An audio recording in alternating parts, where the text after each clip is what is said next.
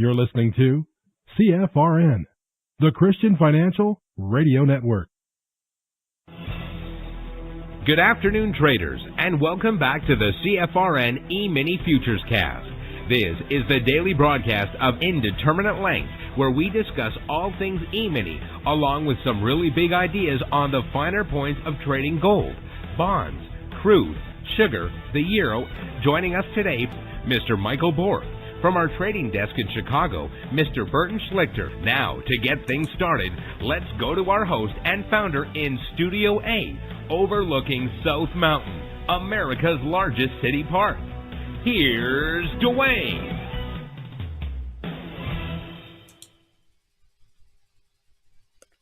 Good afternoon. Welcome back. Today is Friday, 12th day of June 2026. Congratulations, Elon, the first human being on planet Earth to become a trillionaire. Wow. Think about that. It's a whole lot of money. Of course, lots of folks aren't happy about that either. We'll talk about that a little later, but thanks for joining us today. Whoever you are, wherever you are, we're just glad to have you right here, right now. We do 2 live broadcasts every trading day. The first one is our live training room. That's reserved for members only and those taking their 1-week free trial. This broadcast, on the other hand, is open to the public. Everybody, everywhere on planet Earth with an internet-connected device. There's 2 different ways to join this afternoon broadcast live. The best way, you only have to do it once. Go to mytradingiq.com, scroll down the page to where it says Noon Broadcast. Click the link, fill out the 30-second registration form, and you're done. What will happen going forward is every trading day, you'll get an email about an hour before the broadcast starts. In the email, there will be a link. So at 12 noon Eastern, all you got to do is click the link in the email, and it'll log you right into our platform. The benefit of doing it that way, you immediately have access to the question box, so you can ask questions and participate in the discussion. Of course, there will be days you're out of the office, away from the desktop, but you still want to join live. And some days you'll be busy, so you just can't join live, but you want to get caught up later. You can do both of those via our YouTube channel, which is easy to remember. youtube.com/CFRN. That's the Christian Financial Radio Network since 2005. Not only do we broadcast live every trading day on our YouTube channel, but we also archive each and every daily broadcast.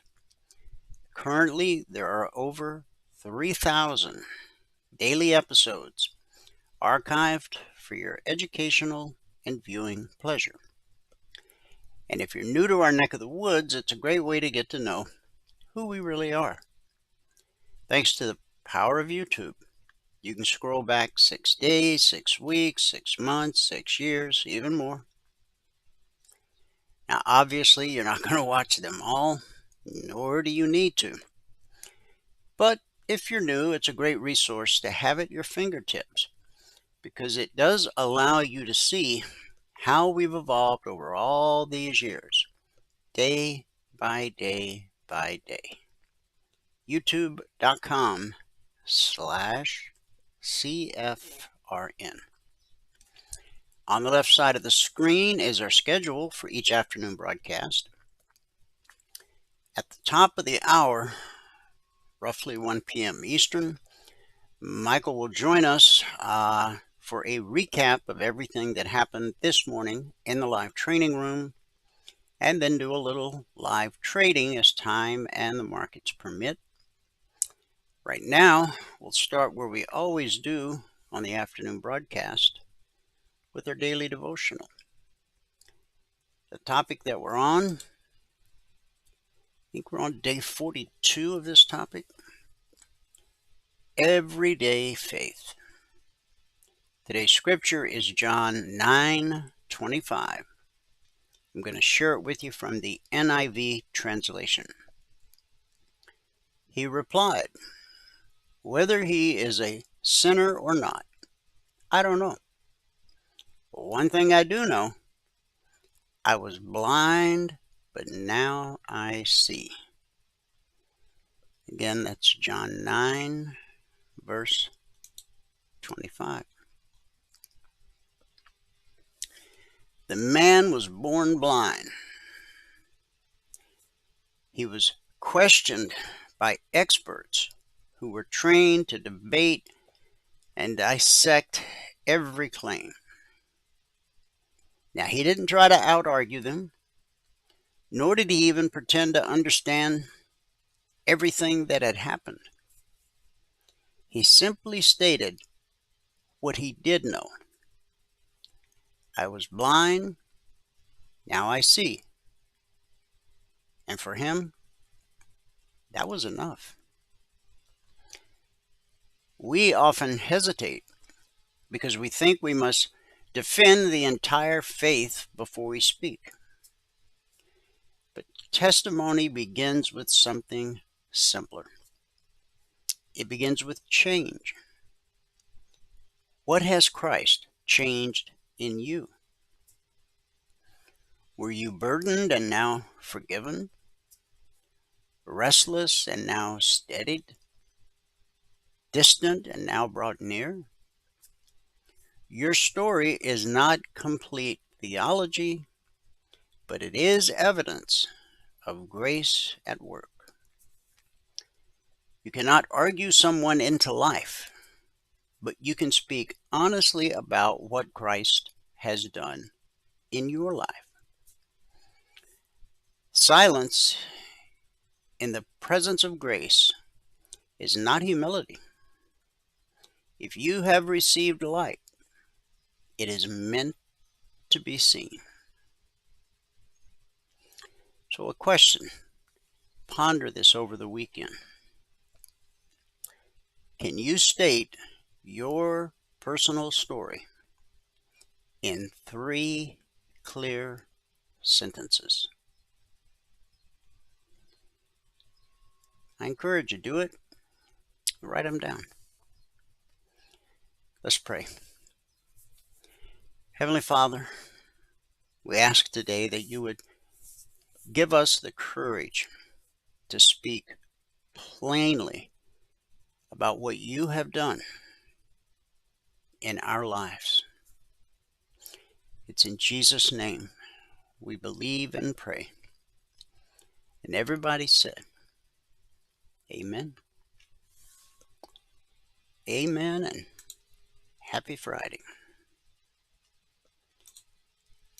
And we were watching and watching for SpaceX to go live during the live training room this morning. And I guesstimated that it would happen during that 30-minute period. The live training room closes at 11:30 a.m. Eastern, and then this afternoon broadcast starts at noon. So my guesstimate was sometime during that half hour, and I guess that's how it played out. Currently trading $163 a share. It was priced at $135 a share. It actually opened at $150. First time I got a glance at it, it was $152. And now it's at $161. So it's not running away like some kind of insane thing. We've talked about this over the past few weeks, that a lot of these really big IPOs, Facebook as a prime example, they kind of fold. They explode on IPO day, and then they fold on themselves. Facebook nosedive down to like $18 a share, but the way this is opening, fairly steady. I mean, it's early. We're in the first hour. Who knows what will happen by the close today? I think we'll close higher than we opened, but I don't think it's going to be anything insane or crazy. But we'll see. It is, without a doubt, the most talked about, the most hyped, and the largest IPO in history. $1.75 trillion. And again, making Mr. Elon Musk the world's first trillionaire. All right. Let me give you the numbers from around the world. Then we'll take a look at some headlines, and then the alerts. Then we'll go to the charts. And then at the top of the hour, Michael will join us and give us a recap of what happened this morning in the live training room, and do a little live trading as time and the markets permit. Currently the Dow up 271 points. The NASDAQ, interestingly, down 18 points. S&P 500 up 18 points. And the Russell 2000, our man in the street, up 27 points, almost 1%. That's the only mover and shaker in the bunch. And the NASDAQ's in the red, but now we're down to 13 points, so looks like it's going to join the rest of the pack in the green here, probably just in the next couple minutes. In the commodity basket, crude oil down $3.06, trading 84.65 last. That's a drop of 3.5%. Gold up $115. Boy, that's got to be music to a lot of ears. Trading 42.28 last. That's a gain of just over, well, it's almost 3%. Silver up $3.46, trading 67.52 last. That's a gain of 5.5%. Worth noting, when the price of silver moves $1 in either direction, that's worth $5,000 per contract traded. And at the moment, silver's up $3.50 on the session. Although it's certainly down from its recent all-time high, up around 120 bucks. So a 50% retracement I talked about for so many years kind of came to pass. All right, in the Asian markets at the close, the Nikkei at the close up 1,802 points, almost 3%. Shanghai up 44, almost 1.25%. And the Hang Seng up 468 points, almost 2%. And in the European markets at the close, FTSE up 167. That's almost 1.75%. The DAX up 402. That's well over 1.5%, almost 1.75%. And the CAC up 150, almost 2%. So we had a green day in Asia. It was a green day for the UK. And the NQ has now slipped into the green as we thought it might. It's actually up 57 points now. So we can say it is a green Radio Friday here in the US of A. A rising tide floats all boats. Is that how the saying goes? Something like that. All right, well, let's look at the news. Some of this may be dated, but let's see. SpaceX makes its historic debut today, opening at $150 per share. Okay, so that is current. Investor expectations for the stock were sky high going into the start of trading. The company, which aims to put AI data centers in space, priced its shares at $135 each, raising about $75 billion and giving it an anticipated market cap of $1.77 trillion. And on paper, CEO Elon Musk becomes the world's first trillionaire. Wow. Now, markets have weighed signs today that the U.S. and Iran are edging closer to sealing an agreement to reopen the Strait of Hormuz when G7 leaders meet next week. Oil prices extended their losses. That's a good thing, with Brent crude futures tumbling as much as 5% in early trade today, their lowest since March, before recovering a bit. Also today, the University of Michigan reported that U.S. consumer sentiment rebounded from an all-time low reading of 44.8 in May to 48.9 at the start of June. One-year inflation expectations of 4.6% also came in below estimates.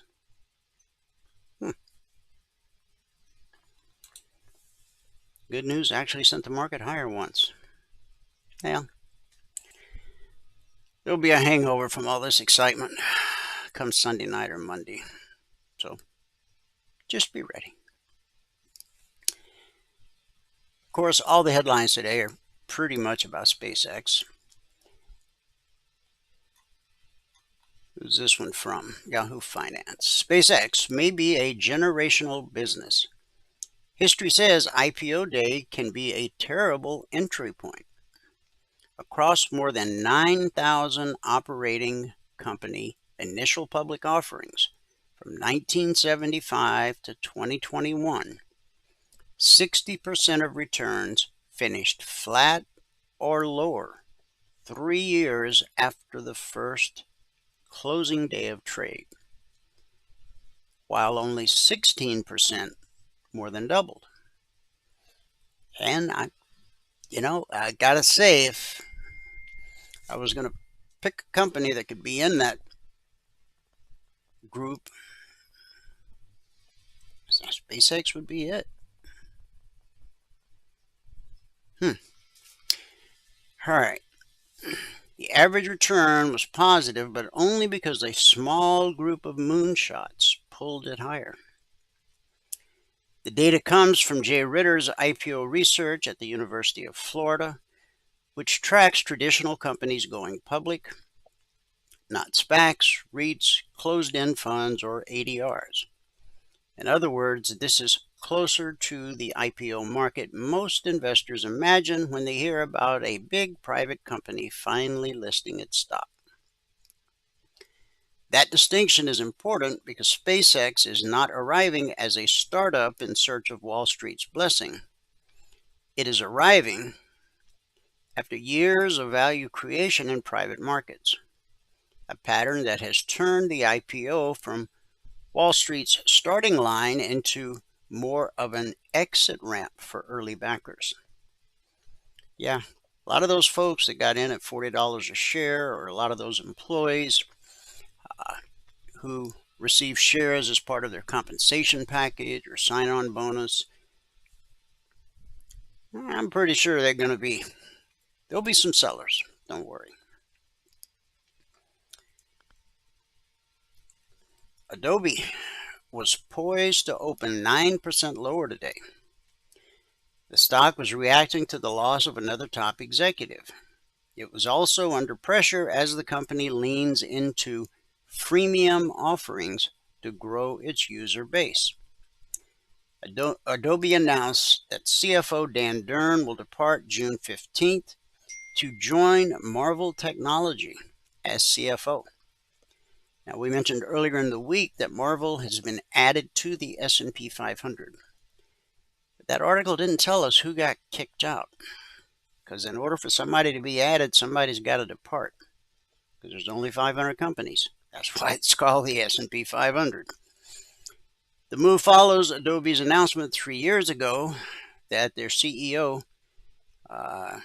Shantanu Narayan, will step down after 18 years in the role once a successor is named. Adobe has struggled to recover after being hit hard earlier this year, along with the rest of the software industry, amid fears that artificial intelligence would disrupt the industry and force companies to shift their business models. On yesterday's quarterly earnings call, Narayan highlighted unprecedented demand surrounding content creation and consumption. Big picture, the immediate opportunity for Adobe to accelerate new user acquisition and lifetime value through a freemium offering. Adobe posted record second quarter revenue of $6.62 billion, marking a 13% increase from a year earlier. And they also raised the 2026 outlook. The stock was down 37% year to date today, hovering at its lowest level in 7 years. Yeah, using Adobe software got crazy expensive there for a while. So I'll be interested to see what this freemium model looks like. The freemium model is just, they're usually, it gives you just enough of a taste of something to make you really want to buy it. It's like a very extended free trial. And of course, many people find a way to get along just fine. Depends on what your needs are. But some people, can use the freemium models of a lot of different products forever. Now, here's an interesting one. Billionaires are flocking to a small Nevada town to live large. Nestled along the shores of Lake Tahoe, Incline Village looks like any other picturesque mountain town. Glimmering water, alpine views, and a tight-knit community of about a little over 9,000 people. But the quiet enclave is undergoing a transformation, and it's being led by some of the world's wealthiest people. If you've never been to Lake Tahoe, you gotta go. We stayed at the Cal Neva Lodge. This was, so many years ago. I was just a wee child almost. Very early 20s. The Cal Neva is where Bugsy and the early mafia guys used to go to hang out. This particular lodge straddles the California-Nevada border, hence the name Cal Neva Lodge. Sinatra used to hang out there, and it's rumored that John F. Kennedy and Robert Kennedy and Marilyn Monroe spent quite a bit of time there. But back to the story. Billionaires, many of them former Californians, have been putting down roots in the Nevada town. Along a beautiful vacation spot, Incline Village is now drawing the ultra-wealthy for a different reason. The Nevada address. Oracle co-founder Larry Ellison reportedly owns a sprawling wooded estate there. Just down the road, venture capitalist and SpaceX investor Steve Jurvetson has been tied to a $125 million compound that broke a regional price record. Google co-founder and former Alphabet president Sergey Brin also has a $42 million mansion there. Now, Tim Lamp of Lakeshore Realty told Bloomberg, "I liken it to a school of fish swimming by. You've got your fishing pole out in the lake, and all of a sudden you get 8 fish and then nothing for 2 years. The market will pulse like that. Right now, we're definitely on a high-end pulse, except they're not fish, they're whales." In the first quarter of 2026, single-family home sales in the area soared to roughly $232 million, compared with just $30 million in the first quarter of 2025. My goodness. So what's the draw? Well, Nevada's a no-income tax state. And the growing popularity of Incline Village comes as California considers a new tax on billionaires. I mean, come on, man. California, amidst all its woes, is running off its tax base. Pretty soon, they're going to be left with nothing but homeless junkies, sprawled on the street. Who's running that place? Oh, that's right, nobody. Okay. Now, Mr. Fight Oligarchy is out in full steam. Senator Bernie Sanders says Shark Tank investor Kevin O'Leary is completely separated from the reality that ordinary Americans are experiencing. This came during the debut episode of the new Midas Touch program on Sunday with Jack Cucurella. The 84-year-old independent senator from Vermont, a millionaire, multimillionaire, but he hates the oligarchs, was shown a clip from O'Leary's appearance on the Diary of a CEO podcast with Stephen Bartlett, in which the Canadian-American businessman scolded younger workers for buying lunch. No, what he scolded them was, if they're making $70,000 a year, they shouldn't be buying a $30 lunch. His exact quote, O'Leary's quote, "I can't stand it when I see kids that are making $70,000 a year spending $28 for lunch. I mean, that's just stupid." Think about that in the context of that being put into an index and making 8 to 10% a year for the next 50 years. Sanders, who has spent much of the past year on a nationwide fighting oligarchy tour alongside AOC, used the clip as a jumping-off point for his broader argument about the political power of the ultra-wealthy. They have no clue. They live in their own world, Sanders said. Who has a private jet? Yeah. Talk about calling the kettle black. My God. Because many of them are smart and they work hard and they've made a lot of money. You know what they think? They think they have the divine right to rule. But O'Leary is not wrong.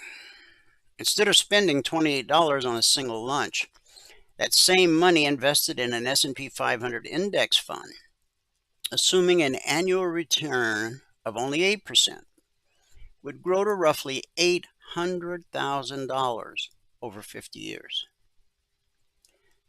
The problem is the salary in O'Leary's example. The median household income for Americans ages 15 to 24 is below $50,000 in more than half of U.S. cities, which I think makes Kevin's point even more pointed.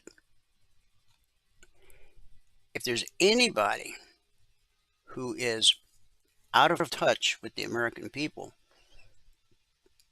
it's got to be Bernie Sanders. Sanders, along with Representative Ro Khanna, has introduced legislation that would impose a 5% annual wealth tax on billionaires. So, if you're successful and you do well, you're going to have to pay those who just want to lay on the sidewalk and shoot up. Okay. The proposal would reportedly raise about $4.4 trillion over the next decade. Yeah, but you see, if they all leave, then you can't tax them. Sanders' Fighting Oligarchy tour with Ocasio-Cortez also drew more than 261,000 attendees across roughly 40 stops through the end of last year. Don't even use the word business people, Sanders said, when Cotarella referred to figures like O'Leary that way. The guy down the shop who owns a mom and pop is a business guy. Somebody who owns a company with 30 people is a business person. People like O'Leary, they're not business people. They're oligarchs. Well, that's how communism thinks. And somehow the current generation has begun to think that socialism and communism is somehow cute, although it's never worked anywhere in the world. America's a capitalist country, one nation under God, and a capitalist country. So why is it that everyone who lives under communist rule or socialist rule, why do they all want to come live in America? They want to wear our clothes, they want to listen to our music, they want to eat our burgers and fry. I mean,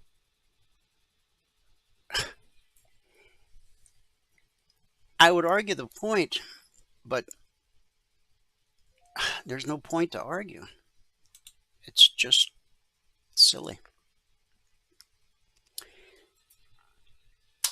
Speaking of California, as questions continue to swirl around Los Angeles' mayoral election, newly surfaced videos show homeless individuals on Skid Row claiming they were paid cash money to vote for Mayor Karen Bass. The allegations emerged just days after Republican Spencer Pratt lost a runoff spot, as thousands of late-counted mail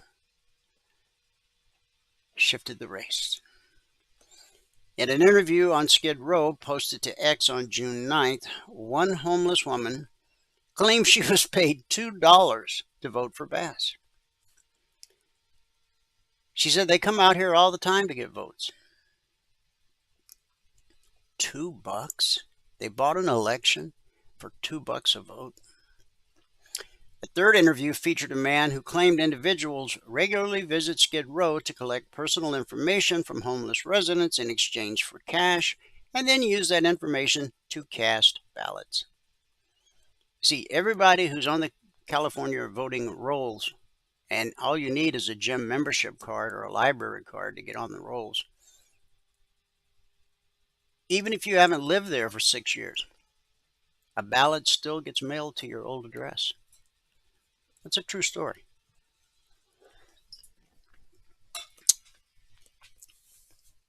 I mean, there are third world countries, tin-pot despots who hold fair elections in California. And they wonder why they're in the mess. But we all know the beginning of, fixing a problem is admitting you have a problem. And the problem with California is they won't admit they have a problem. And last on the news front, Pennsylvania denied a request on Wednesday for the criminal records of migrants getting a leftist prosecutor's legal aid because one of his attorneys no longer documents them. Philadelphia District Attorney Larry Krasner's office has fought a Daily Caller News Foundation records request under state law for 3 months to avoid showing charges of those seeking his protection from deportation. Despite disclosing cases in prior years, Krasner's team said in April that the Immigration Council no longer keeps such lists. Yeah, okay. And Pennsylvania's Office of Open Records let them off the hook in a Wednesday letter denying the DCNF's request for a 2025 case list. This is the world we live in today. You can't make this stuff up. You just got to deal with it as best you can. I wish we could all move to Incline Village, but, well, that's just not the reality, is it? This is reality. Logic 247. It's our 24/7 around-the-clock E-mini alert service. It's not just E-minis, also crude, gold, and silver. We're currently in week 410. Over the last 410 weeks, we've issued over 22,500 individual handcrafted alerts. And what we've averaged on a weekly basis is 20% or less of the alerts being stopped out based simply on market structure. And a simple process we teach all of our passport holders. Since the markets opened this past Sunday night at 6 p.m. Eastern, we issued 66 Logic 247 alerts. One never triggered. I'm going to guess that's one that I probably duplicated by accident.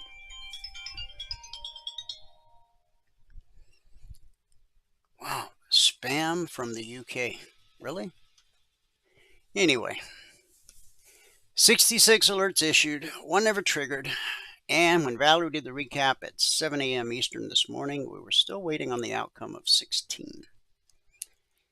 So that gave us 49 actionable alerts. We had 5 stop outs, and that's 10% of the actionable alerts.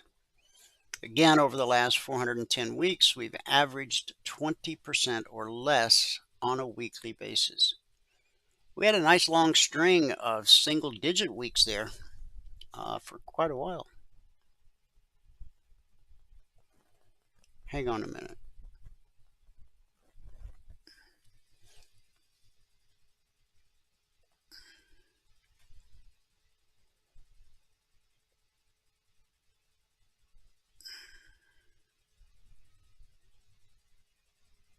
Okay. Yep. Spam from the UK. I just had to read that. Sorry. Anyway. Now, the logic alerts, the purpose behind them. Yeah, you can trade them. I mean, those pretty decent numbers. But even if you never actually trade a logic alert, you can still use them to learn how to read the chart. Every alert has an entry price, long or short, an initial target designed to help get your goal for the day. In most cases, additional targets, and then of course a final trade to target. Now the purpose, again, is to help you learn to read the chart.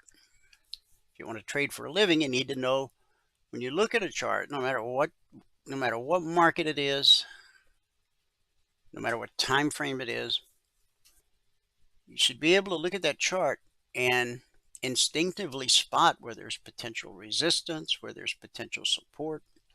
In doing so, you reveal the windows of opportunity that lie between, and that's where you'll find your best high probability, low risk trade opportunities. The logic alerts can come out anytime around the clock.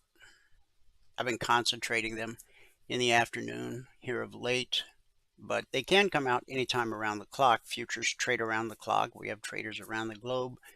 Our day session is their night session and vice versa. Now, 410 weeks is a long time, over 7.5 years.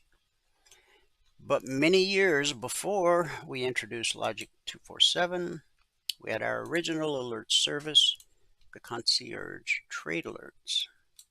Now, they're different in a lot of different ways.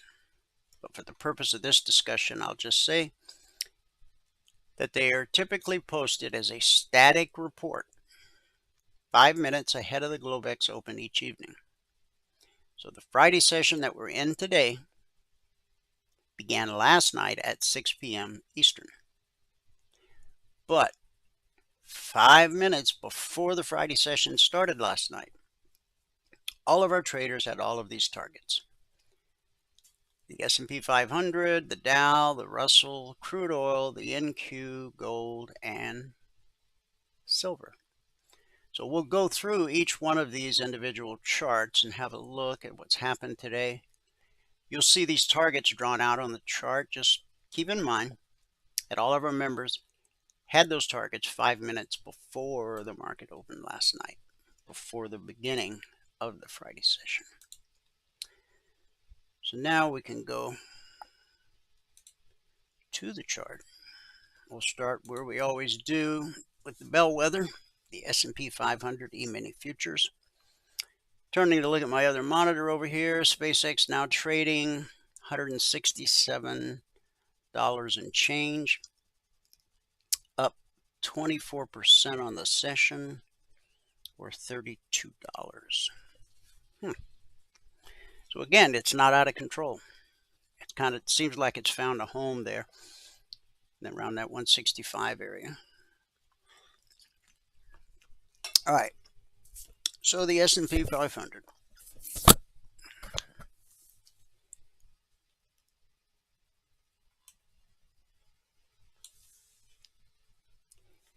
Now, price always reverts to the mean. In our case, the mean is this green line. We call it the BBC. It just stands for bull-bear cross. When price crosses below the green line, we're bearish and expect lower prices. When price crosses above the green line, we're bullish and expect higher prices. Now, what's been very interesting about this extended rally that we've had is we had no pullbacks to the BBC. Right here, we should have had one. Right here, we should have had one. And then we finally got one and we blew right through it. In fact, we closed that day right at these lows right here. See this little double bottom right here? That's where we closed that day and even the following day. But the way it typically works is you get a leg and then a retracement to the BBC.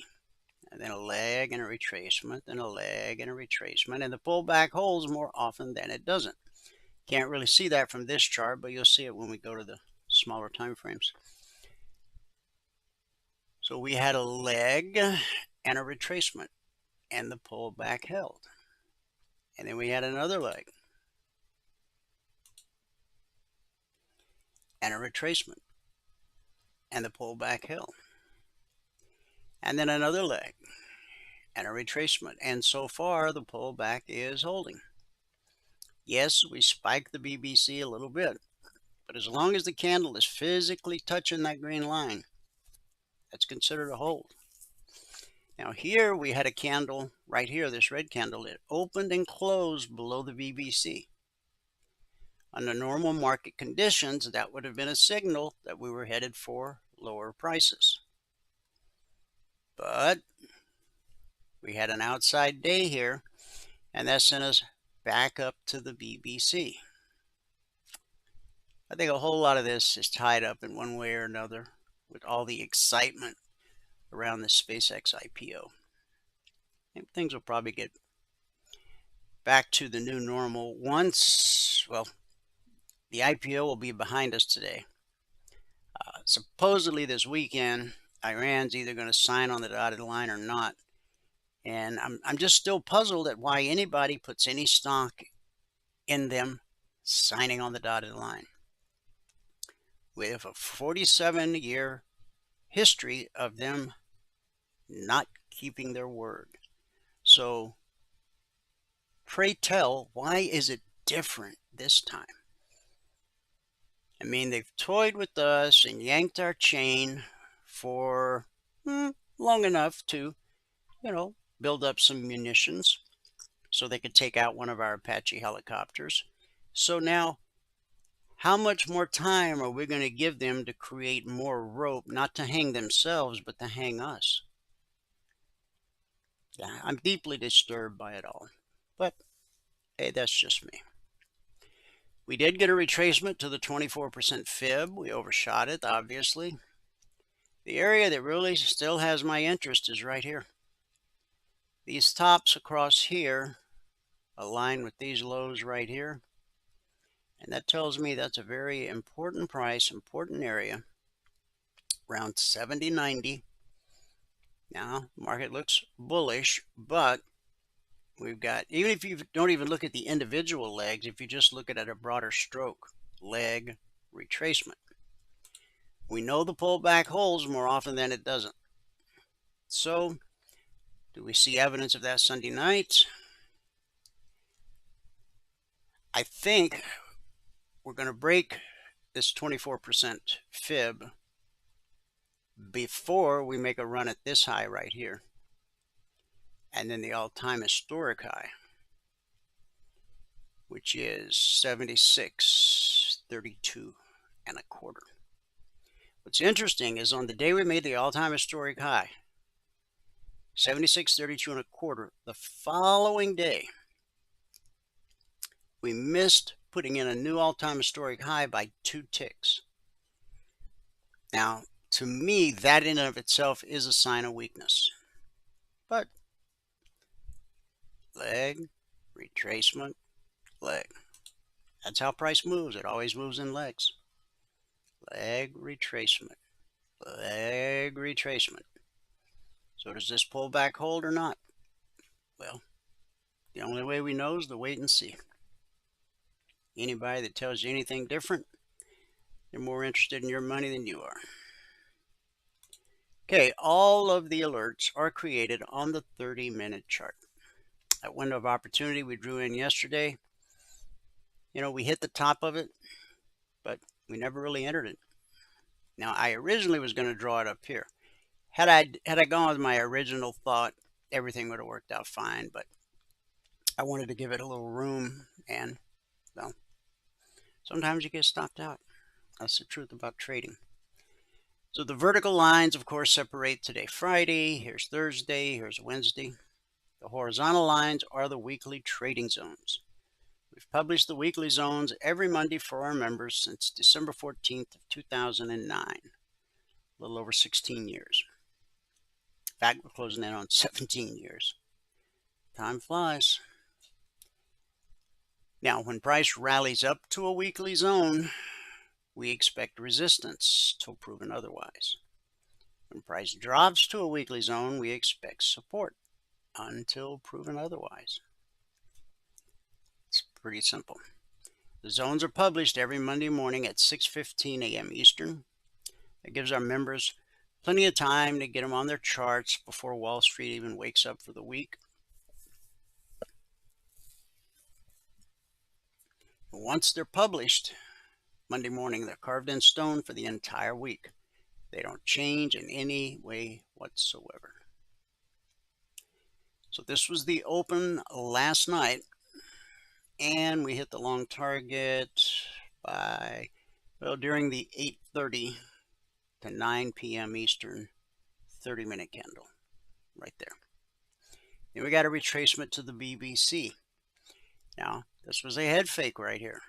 We had a candle open and close below the BBC without touching it. That, under normal market conditions, would be a call for lower prices, like down to the short target, which is based off that bullish cross right there. A bullish cross is when the blue line gets above the green line and leads to an extended move. The first time price revisits that area will almost always be good support. So maybe that happens Sunday night, maybe it happens a month from now. This will be valid until touched. It won't go away. But when whenever price does decide to make that journey down. 73.25 will almost always be good support. Okay, 8 out of 10, maybe 8.5 out of 10, if you want to put a number on it. So buyers did come in where they came in, and that's what none of us have any control over. So we ran up to the long target again. Then we got up to the zone, spiked the zone. The zone is 74.33/34. But we spiked it. Then we came back, found support on the top side of the long target. That happens quite often. And then another pop, and then another pullback. On this pullback, all the candles are touching the green line. So even though it was a deeper pullback, the pullback held. And that sent us to higher prices. And this high, yep, not a spot. Now, right here, I would have expected resistance there, or there, or there, where this first candle right here respected this area where blue turned to red 1, 2, 3 days ago. Okay. So the first candle did what we would expect it to do, resistance, then a rally, then a retracement, and then another rally. Now we're well off the high of the session. Not that far, but pretty high. What do we got? What's the high? 74.61.75. All right, we're just below the zone, and price right now is trapped between blue and climbing, which is directly below price, potential support. The black step line is directly above price, potential resistance. And then right above that, you have the zone. So really, you got resistance times 2 here. But with such bullish excitement happening, because we supposedly have a deal coming with Iran. I'm doing air quotes around deal because sorry, I don't have more faith in it, but I just don't. And of course, all the SpaceX ballyhoo. So that's where he sits. Only one of 3 things happens when price encounters a zone. 70% of the time it's consolidation, 20% of the time rejection, 10% of the time the slice. That's when a 30-minute candle slices through a zone like it's not even there. When that happens, price will typically retrace back to the zone it sliced through and then continue in the direction of the slice. We drew in this window of opportunity yesterday on the afternoon broadcast. We filled the first window, but we did not fill the second window because price took off. We rallied into the close, then we had a retracement. This is where the market opened last night. We pulled back to the BBC, the pullback held. The pullback holds more often than not, whether you're pulling down from above or pulling up from below. Now I know you say, oh, all those candles, they went way above that green line. Yeah, but they're all physically touching it.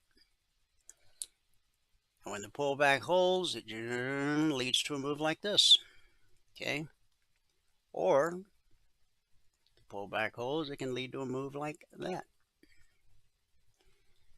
So we got above that zone, leg and a retracement, leg and a retracement, pullback held, leg and a retracement, and again the pullback held.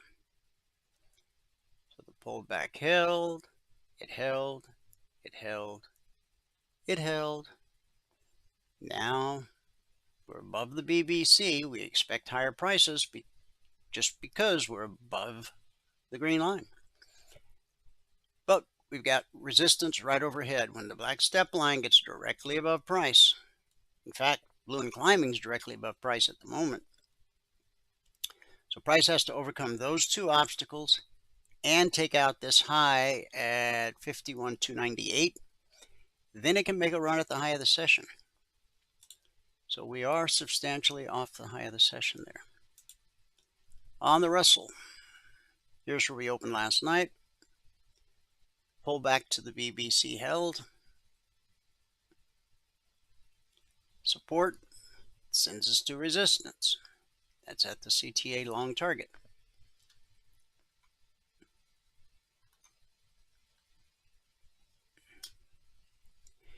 And that long target was based off of right here, where red turned to blue. That was on June 4th. Today's the 12th. So I had to look back 8 calendar days to find a target.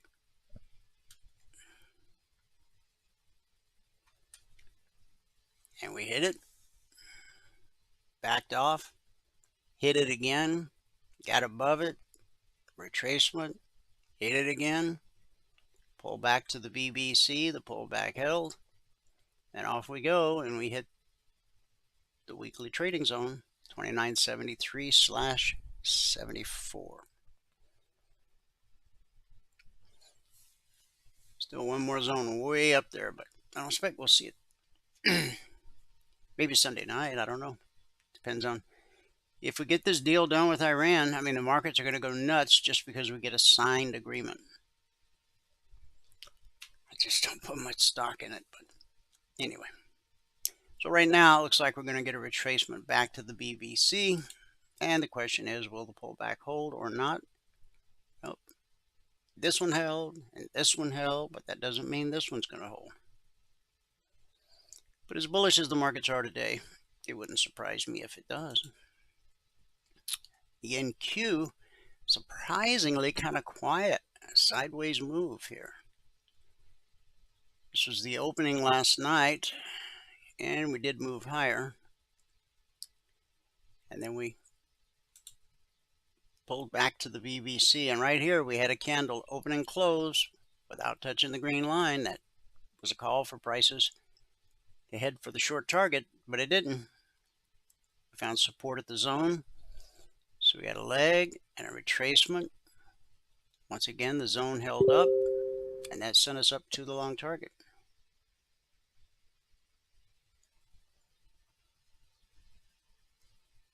And we're heading up again. So we've overcome the long target by a little bit. I think we'll see a bullish close today. Crude oil. In the first 30-minute candle last night, we hit the short target. We bounced, but not enough to get us to the BBC. And then we hit the short target again. And we traded well below it. And then the underside held as resistance, and then we got through it, but we didn't quite make it all the way to the zone. We came up shy. Got up to 87.23. The zone's at 40/45. So now we're back below the short target. And we got red and falling overhead, with potential support right there at 84, call it 84.05. And then, of course, this low here on gold.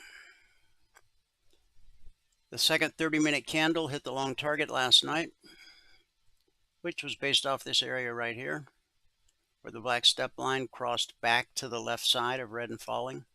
That's an important price, important area. Now that's going back 1, 2 days, right? Hit it pretty much to the tick. Pull back to the BBC, pull back held, bounced us up into red and falling. It's always potential resistance, and it was. Sent us back to the BBC, the pullback held. Then we got another leg and a retracement, the pullback held. Another leg, retracement. This time, the zone held as support, and it looks like it wants to make another run at the long target. been there once. What's the high of the session? 42.67. So yeah, we took it out by almost 3 points. That little wick doesn't look like $3, but it is. Every time the price of gold moves $1, that's worth $100 per contract traded. And then we have silver. This was the open last night. We missed the target. You only need 2 pennies in silver to get your goal. Then we had a pullback, and then we had that head fake. A lot of those. I've never seen so many. Right there. We opened and closed below the BBC without touching it. Then all of a sudden, boom, we pop above it. Leg and retracement, a leg and a retracement. Then we just hugged the BBC. And then we ran up, and it looks like we hit the long target to the tick at 68.18. What was the actual high? 68.18. Ding, ding.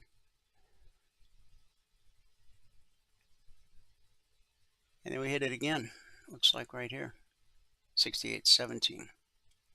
But we're above the BBC. We're above blue and climbing. We're above the black step line. So, who knows? Maybe we take out the long target. One last look at the ES. Okay. Now you can look at it a couple different ways. Leg retracement, leg retracement, leg retracement. Or you can just look at it like this. One fell swoop. Leg retracement. That pullback held, and will this pullback hold? I kind of think it will.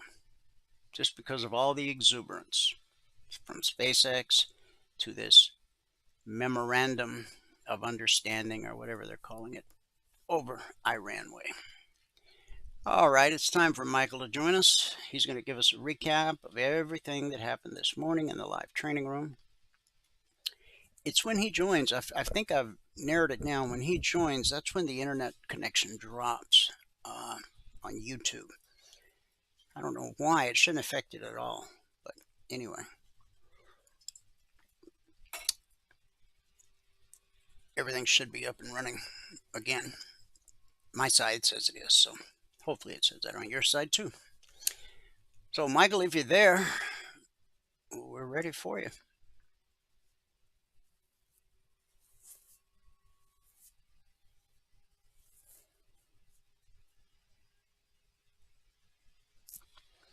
He just sent me a message. Where'd he go?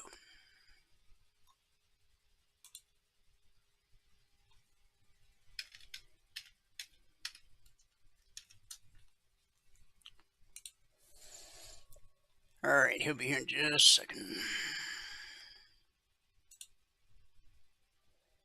Again, he's going to give us a recap of everything that happened this morning in the live training room, and then do a little live trading as time and the markets permit.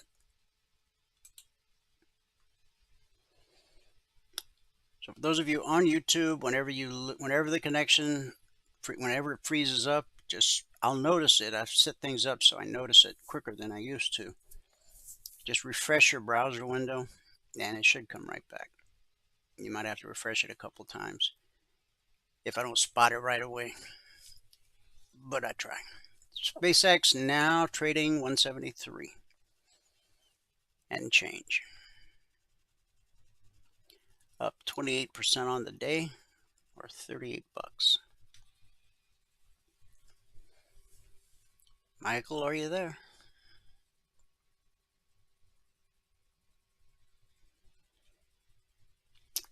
Okay, to become a member, get a hold of Valerie. You can call her at 949-42-EMINI or send an email to support@cfrn.net. Just let her know you're interested in becoming a member. She'll send you an email that gives you all the information you need to make a well-informed, intelligent decision as to whether or not what we do is right for you. Once you become a member or passport holder, you get 2 hours of live training every trading day. 9 out of 10 new traders fail because they don't have anyone to teach them how to trade. We give you that 2 hours every trading day. if that weren't enough, you also have access to private one-on-one mentoring. There's no extra charge, just got to ask. The strategy you learn, the indicators you use as a passport holder are fluid across all markets and all time frames. Stocks, futures, crypto, Forex, ETFs. It doesn't matter. Price flows the same across all markets and all time frames. From support to resistance, back to support, back to resistance, over and over, again and again. It's a never-ending cycle. As a passport holder, you'll get the Logic 247 alerts. You get the concierge trade alerts, typically 5 minutes before the Globex open each evening. Every Monday morning at 6:15 a.m. Eastern, you get the weekly trading zones. And you're able to attend the members-only workshop on Thursday nights in accordance with our summer schedule. Last but not least, you get the golden keys that open all the private channels in Telegram. Everything a trader needs, all under one roof, one low price. Just get a hold of Valerie. Now, if you call her, you'll probably get her voicemail, so leave a message. Or just shoot her an email, support@cfrn.net.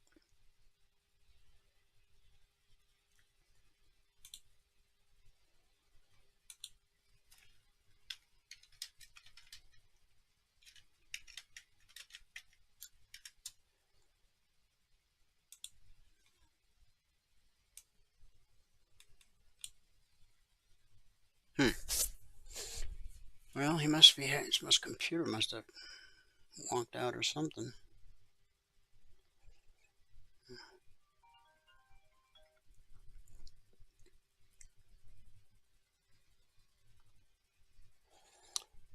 Let me see.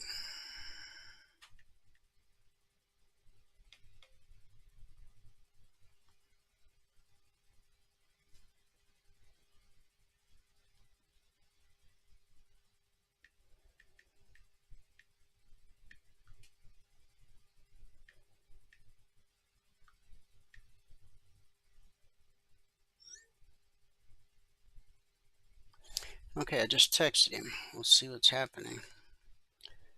Thinking maybe he's got bad weather or something. Maybe his computer crashed. I don't know. He messaged me and then it was radio silence. Huh.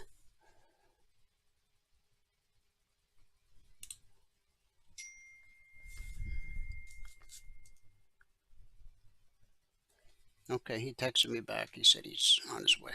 Okay.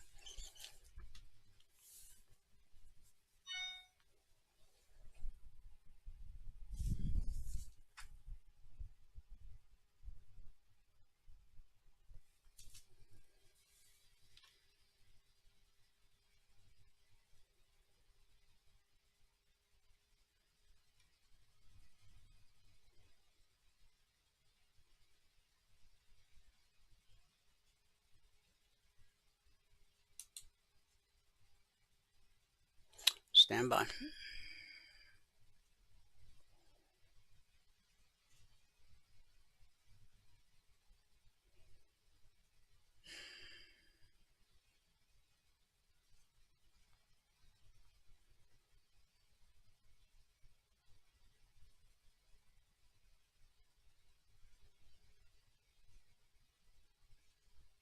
Here I am. Well, welcome. Sorry about that. No problem. Jada asked me to change her dad's watch band, and I got distracted because it's not coming off the way that it should. And I totally forgot about the time. All right, so here we are. All right, looks good. Right. Let me bring this page up and refresh it because I updated the registration page last night. Here we are. All right. Oh, there's a lot of red in there today. Here we go. Here we go. The question box just in case. And there. Good afternoon, everyone. Today is Friday, the 12th day of June 2026. Now, if you have not taken a free trial with us, go here to mytradingiq.com, click on the purple button right here. When you click on that, it's going to bring you to, well, this registration page, which should have next week's stuff. It does. All right, this registration page, where all that we ask for is your name, your email, and your phone number. Down at the bottom gives you TradingView login ID. All right, click the register button, and that will get you registered. All right. Today we had a pretty good day today. Yeah, this one. We had a pretty good day today. Considering that we really only traded 2 markets. We started out trading all of them, but we put one trade on the NQ that we put on in the pre-market, actually 1 minute before the market opened. And we got 47 ticks on it. And we didn't trade the NQ again because the spread was just too wide. And we had a couple of trades on the YM too, and then the spread widened out on that. And we ended up, we had 39 ticks. The Russell had 39 ticks. Okay, the YM had 17 ticks, right? The YM had 17 ticks, all right? And we had a bunch of trades on the Russell and a bunch of trades on the ES because those are the 2 that we stuck with today. But as it was, we ended up with 47 on the NQ, 39 on the Russell, 17 on the YM, 86 on the ES, $1,590 per contract this morning. Today took 1 minute and 1 trade. That was that NQ trade. And when we closed it out, it went and hit my 50 tick target and then slipped me.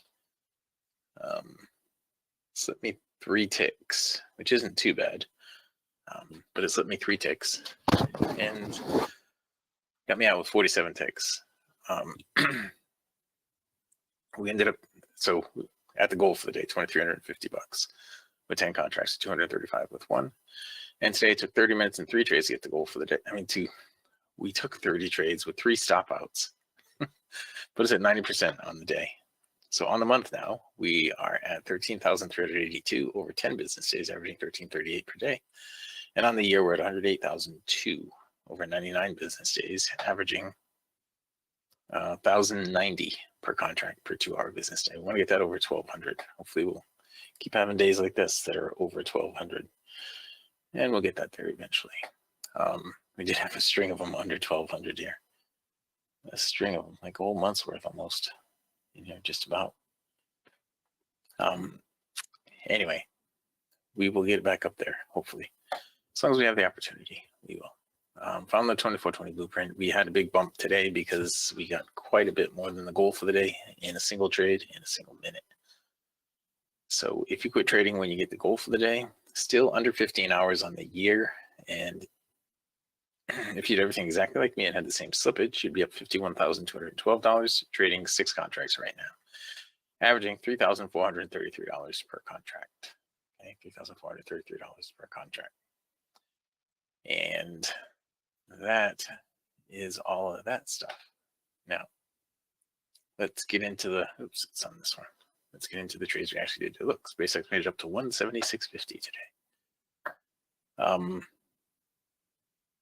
Yeah, I think I can go out here and we can go through a couple of these other ones. Okay, on the NQ, we had our very first trade of the day. Let me just hit control back on that. And that was the only trade we did on the NQ. See if we can make up some time here.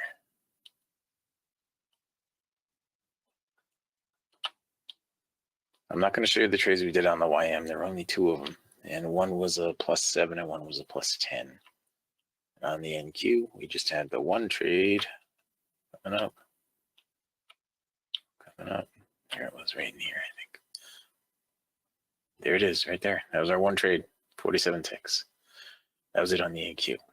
All right, now we had a trade on the YM, but I switched it to 2 markets when only 2 of the DOMs were really working out well. So we'll go through the Russell trades. Okay, and we'll go back to the beginning on the Russell here and go through those trades. Does anybody have any questions about anything at this point? I don't think there's any questions in there. Pretty quiet crew here on a Friday afternoon. All right, our first trade on the Russell, we picked up 4 ticks, then the next one 10, then the next one 20.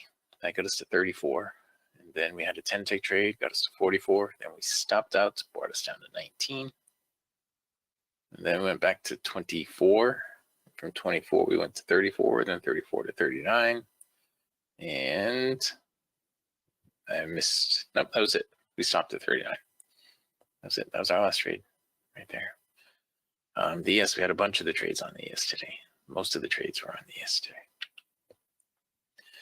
So this probably has a whole bunch of bars in it. It's going to take us a minute to go back to the beginning. Probably going to take us a minute to go back to the beginning.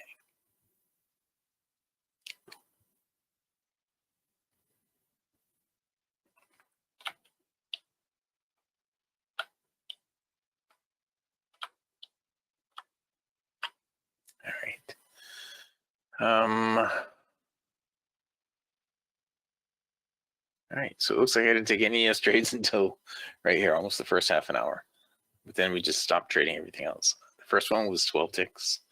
Then we picked up 8 to get us to 20. Then break even. Then 1 to get us to 21. Then another break even. Then we took that trade there and that got us up to 25. And then break even, break even. And we stopped out somewhere. Went from 25 down to 15. Then went from 15 back to 23, then another break even, and then went from 23 to 35, 35 to 37, 37 to 38. This was a big trade right here, 38 to 68. We got all of it on that one. Then we went from 68 to 76, 76. Is that right? 68 to 76, and then 76 we stopped out, went down to 66, and then went from 66 back up to 86, and that was where we ended it. This is where we ended it on the day. This was a nice trade at the end. So there were a couple of trades in there, one stop out and a couple of wins that were in there, and there was another stop out that I kept track of, but I didn't actually draw the red arrow on. So we had 3 stop outs in total, 2 on this and 1 on the Russell. And that was it. That's where we ended it on the morning session. Okay. That was our whole morning session today. So even right now, let me just look at the DOMs and see what they look like. I can't even see my DOMs right now. But still trying to minimize everything over here. And let's undo that big thing. There we go. All right.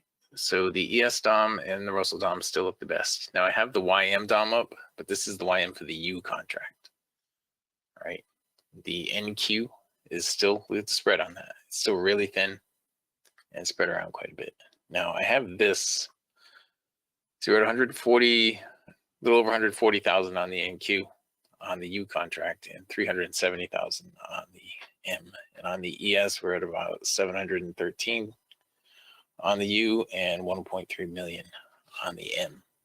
So we're not quite at rollover point yet, though the DOMs do look like this is the YM DOM on the U contract. It looks more orderly than the YM DOM on the M contract.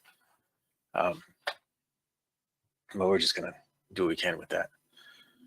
All right, so wow, that was a huge move up on this candle. I am glad that I took profit on that. All right. The SpaceX, here's SpaceX right here. So it started trading here on the 11:30 candles when it started trading. I don't know if it started, I think it started 11:45. And if we break that down to a 5-minute candle, and right here, this candle,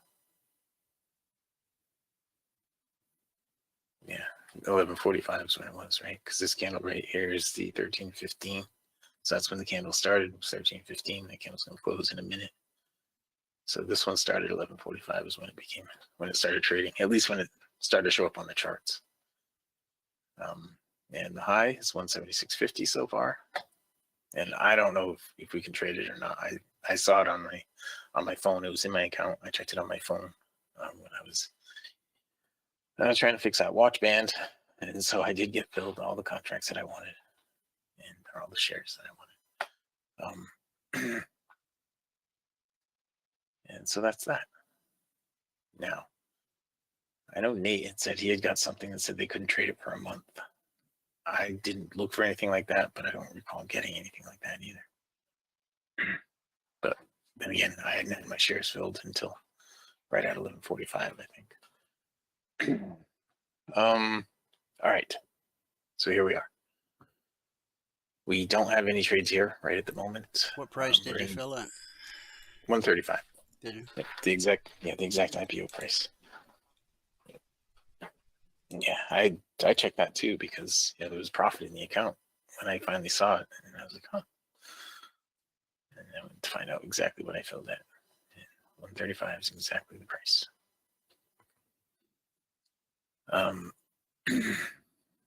So right now we have the green over here and the red over here. We didn't get into the oversold, so this isn't going to be a trade. It looks like it's trying to flip the YVR on us. And the ES is nothing that's, I mean, I don't want to trade, but let me flip the NQ DOM to the next contract on the NQ. Maybe it's worth changing it right now. Select CME NQ U contract. See, apply all. Nope, U contract's even worse. Look at that. It's even worse. All right, so I'm not going to trade the NQ. And we'll just wait. We will just wait.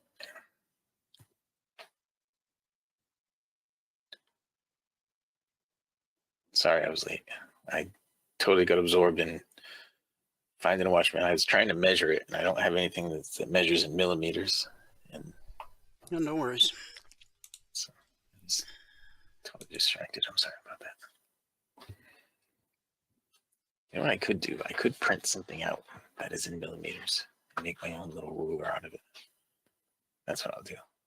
I'll print out a ruler that's in millimeters. Want the app on your iPhone measure in millimeters? No, it's too small. It's not gonna be like 20 millimeters. And I tried it with the phone, and it's too small of a space. It's just like a minimum of an inch or something like that. Oh, okay. And it wouldn't register. I tried. Well, I couldn't get it to go in millimeters either. It was doing it in inches, but I'm sure there's probably a way to fix that I don't know. ChatGPT could tell me exactly how to do that. But my idea of doing it with the printout of millimeters, that works. I think that'll work. All right, so we need an up close here on the ES. It's got a low right now of 40.75, so we'll buy 42.75 on the ES. Like this. Always on top. It's 40.50, so it'll be 42.50. Okay. And I think we're going to get our first trade here. Oh, yep, we did. And it filled me right out, 40.50. That's good. 183 up here is where it wants to go to. All the way up at 18. I'm sorry, it's not 183, it's 49. 183 was the number up there. It looks like it's going to stop me out. And it stopped me out very quickly. That just handed it to me, didn't it? I was feeling pretty good about that too. Well, let me draw it in.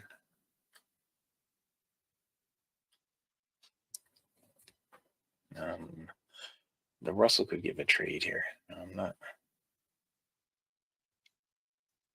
Come on. Where's the low of the thing? 56.8 up to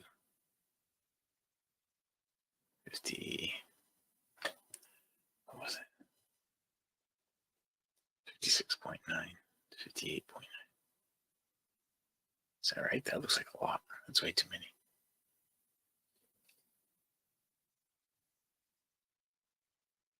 I guess it's not. What am I looking? Oh, that's why I'm looking at the wrong DOM. Okay. The DOM was way off. It's supposed to be 58.9. I was looking at this and I was saying, that's way off. It's the wrong DOM. Here it is, right now. All right. So Let's see if this one gives it up. And what do we have left? We only have 5 minutes left. Oh, that's right. I did start a little bit late. So I guess we only had about 10 minutes to begin with. Oh, sorry about that. And then I have a meeting coming up right after this, too.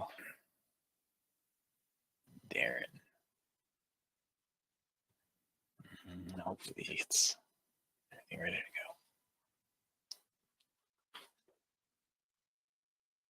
I know everything works on his computer. Everything's in place because I used my ID to connect to it once. So.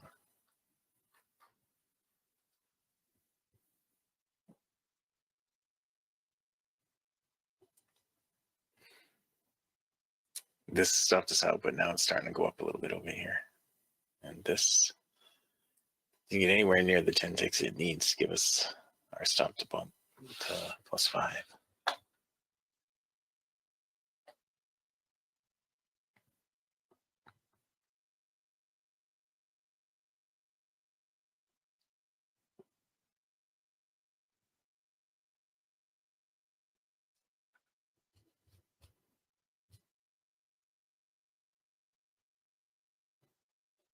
Now it's going all the way up here at 61.6. This one was, it was the 83 on that earlier. 49.9 or something like that. Yeah, 49 even. So this is trying to get up to 49. That's where the number is on this one. Oops, I'll have to delete that. That's where the number is on that one. And this one is trying to get up to, it looks like up there at 61.8. This one on top.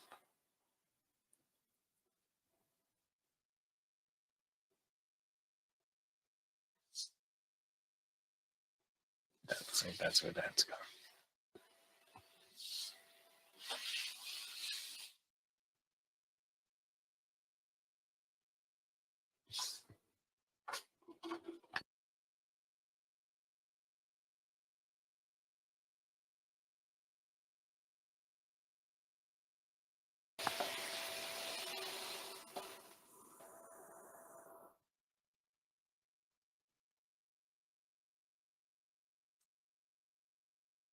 And we stopped out on the Russell too, so we're 0 for 2 in this session.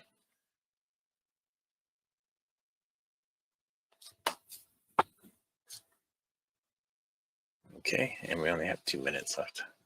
I don't know that we're going to make it back up in this. Crack out the NQ and get like a 100 tick trade on the NQ. This is the U contract. Look at that. You just can't do that.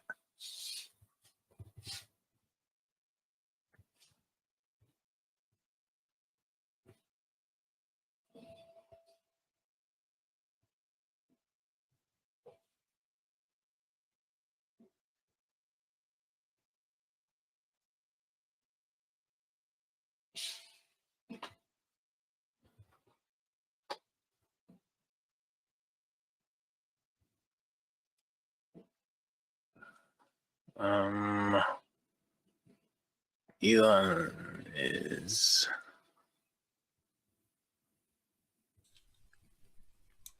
the world's first trillionaire on paper. Yep.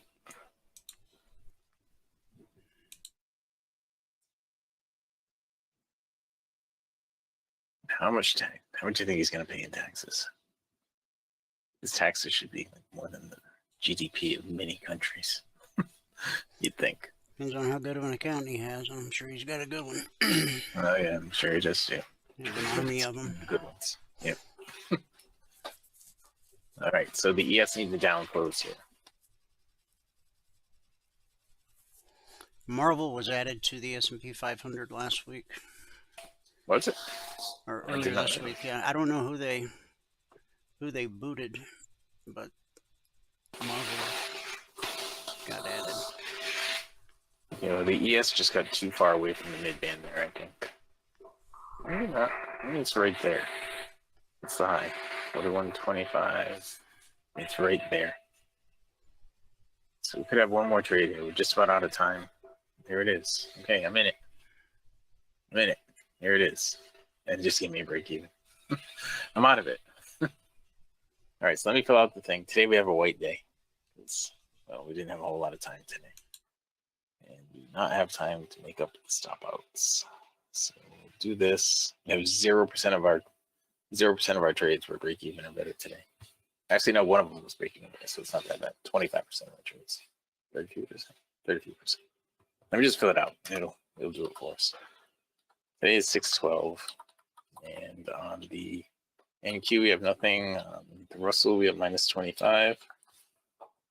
On the ES, we have -10. And that is -2,500. So that's not a good day. We had 3 trades with 2 stop outs today. And at about 10 minutes. I don't know exactly how much time we had. So this is not a great number either. 33% of our trades were break even or better today. And there were actually just 1 break even and 2 stop outs. So we're -2,500. Let me put this in here. I'm sure we'll get that back. And if we had more time to trade, I'm sure we would get it back. But this is how we're wrapping it up for the morning session. Not the morning session, for this afternoon session. These 10 minutes. We had 1 stop out on the Russell, we had 1 stop out on the ES, we had 1 break even on the ES. And that's -2,500. And this morning, that's with 10 contracts, -2,500 with 10 contracts, or -250. But this morning we're up 1,590 with 1 contract, or 15,900 with 10 contracts. So given enough time, I'm sure we would have gotten that positive. It does hurt our average a little bit though. This went down a little bit because we were under 16 minutes. So we're averaging 16, well, still averaging a little over 16 minutes in these sessions. And this went down a little bit. We're now at $116, $116.11. $116.11, $0.11, $116.11 averaging in this session. So if you don't make it in the morning session, usually you can make it in this session. All right. I think that was our biggest downside. Oh, we had one here, $2,800. Okay, so this was our second biggest down session. Out of the 110 that we had, I think we're averaging probably 85% of our sessions are positive, I imagine. 1, 2, 3, 4, 5, 6, 7, 8, 9, 10, 11, 12, 13, 14, 15, 16, 17, 83% of our, well, that's actually about 85. Anyway, if you haven't taken a free trial, I'm sorry, I'm rambling. If you haven't taken a free trial, go here to mytradingq.com, click on the purple button. There's no credit card required for the trial. Click on that purple button and it will bring you to the registration page. Just fill out the page. Okay, that's all you need to do. Fill it out, we'll get your information, we'll get your indicators indicating on your desktop for you, right? This is starting to dive a little bit. And that's it, guys. With that, I can pass it back out to fabulous Phoenix, Arizona in Studio A, overlooking South Mountain, America's largest city park. Dwayne is ready. Excellent. There you go. I can see your screens. Okay. And I am just going to roll all my DOMs right now before Recap of the morning session. Today it took 1 minute and 1 trade to get to $2,350. Good job. Thank you. And a reminder to everyone, I will be rolling all the indices to the U contract over the weekend. So Sunday night, any Logic 247 alerts that come out will be on the U contract, and the volume should have shifted by Monday, but in fact, before I close my platform today, I'll probably go ahead and just change them so that I don't forget Sunday night. I was just going to say, Dwayne, why don't I take the charts back for just a minute? And I'll roll. Sure. I'll roll one of them here right now, so it'll be in the recording. Okay. Go right ahead. Right. Let me do this. Bring back here to monitor 1.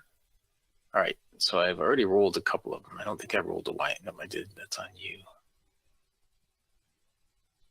Okay, the Russell. I'll roll the Russell right now. So, when you're rolling the contracts, you just need to go to chart settings like that. If you have Sierra, go to chart and chart settings. Let me start it over again.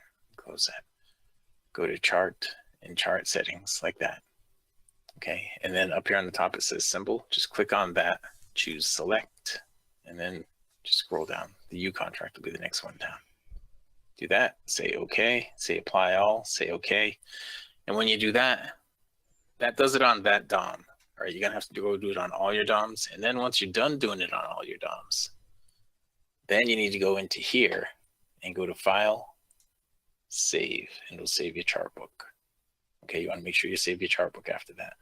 Otherwise, it won't hold it for you. So, okay, under chart on the DOM there, isn't there I thought I remembered seeing a roll forward somewhere. No, it's usually perform, they have right there. Perform future symbol rollover. Oh, yeah, there it is, right there. You can just do that too. That's an easier way to do it. Yeah, that's how I did it last time. Okay, that's all you have to do. That's even easier. Yep. Go there and do that, and choose the U contract. That is even easier. All right, I did it the hard way every time.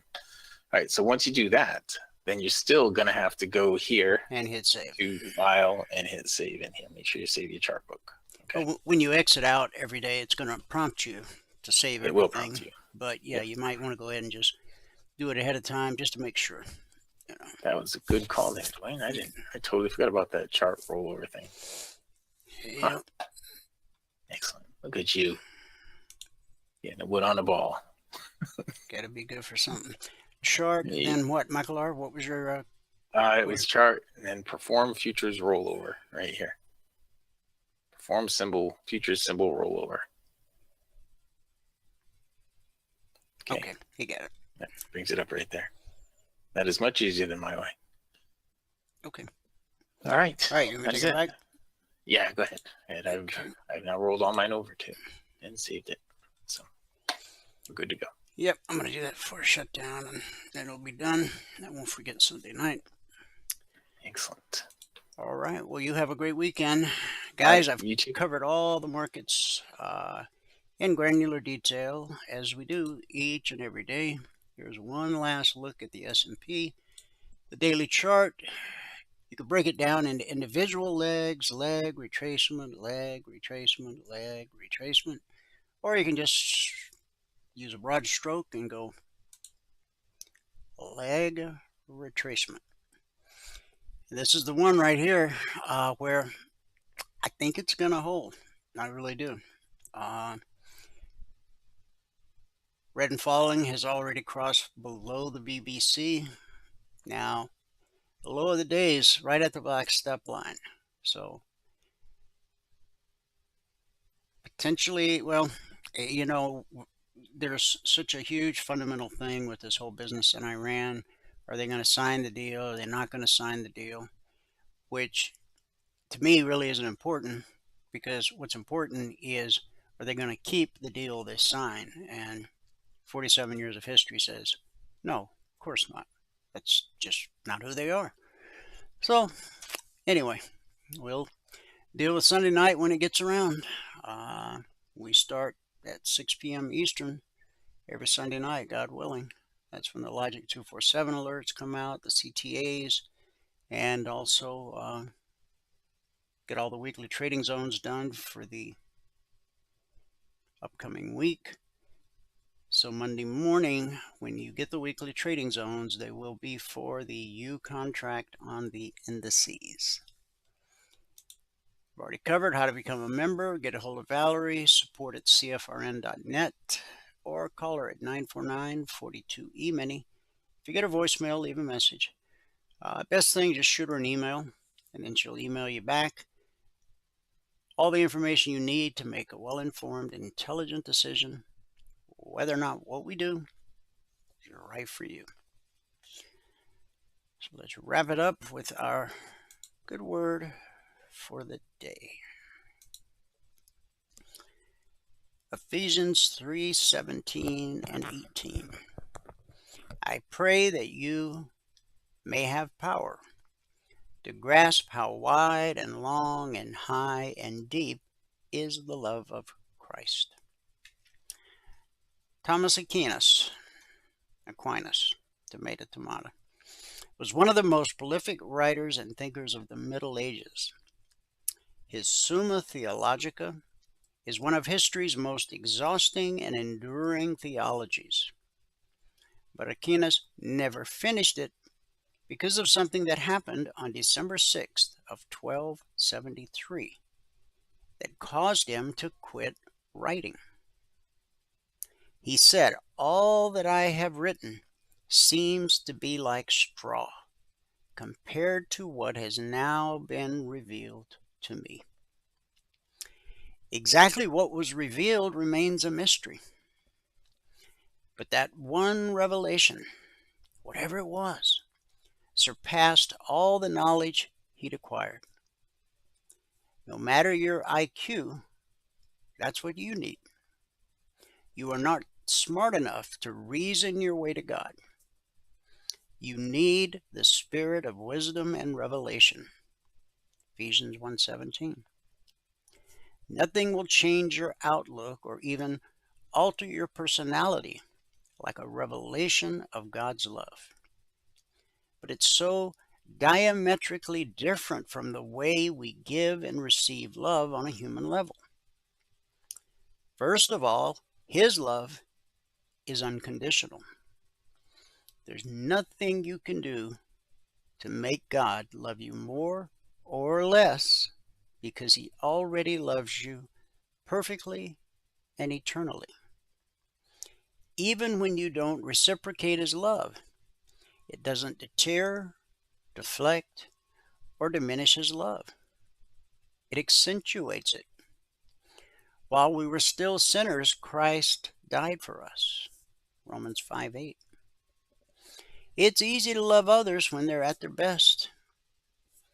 But when they're at their worst, maybe not so much. But that's the test of true love. Our love tends to be reactive. But God's love is proactive. He loves us when we least expect it and least deserve it. And that's not only our good word for the day, but man, that's a good word for a lifetime. Thanks so much for tuning in. Whoever you are, wherever you are, may God continue to richly bless you with His mercy and with His grace. And I'll see you at the bell.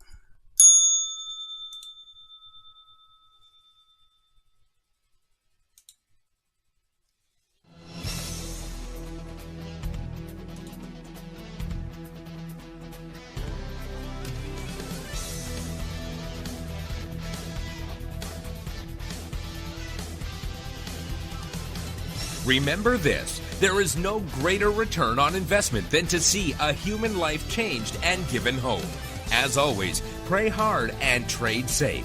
Any financial information discussed on this show is simply the opinion of our host, Dwayne Reeves, his co-hosts, and guests. To learn more about trading E-mini futures or to take a 1-week free trial in our live trading room, call 1-866-928-3310. 866-928-3310. Information discussed on this radio program should not be construed as a recommendation to buy or sell any security. Always do your own due diligence and consult with a licensed securities broker or financial planner before making any investment decision.